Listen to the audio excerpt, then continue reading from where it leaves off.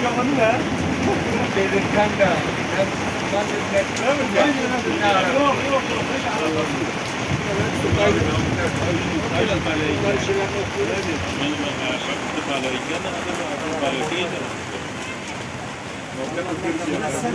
Sen bir nesil sonrasında biraz dilini konuşabilirsin. Onlar yaratıyorlar. Bu Erbakan Hoca yani her iklimde insanları anlatıyor. Niyetten konuşabilirsiniz. Soğukta Arayı vatandaşlar çok var ya Sivas'ta. O da koydular, belediye aldılar. Oraya zihniyeti yani İslam'dan bir tehle değil. Karınca indirir. Sizde de öyle değil mi? Bu ay boyunca hiç oruç tutmadılar.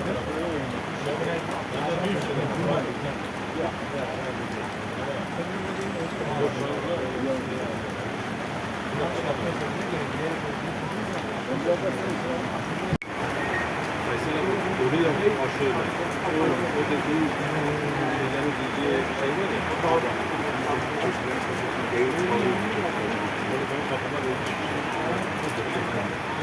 Bir de şey var da.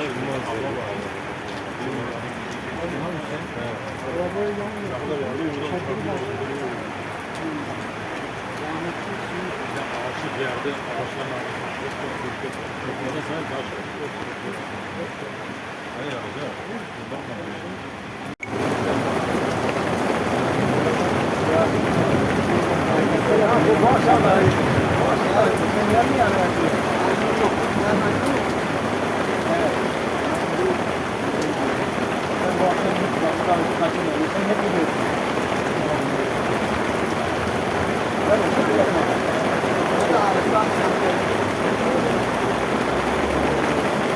Zaten bunlar sana kalın.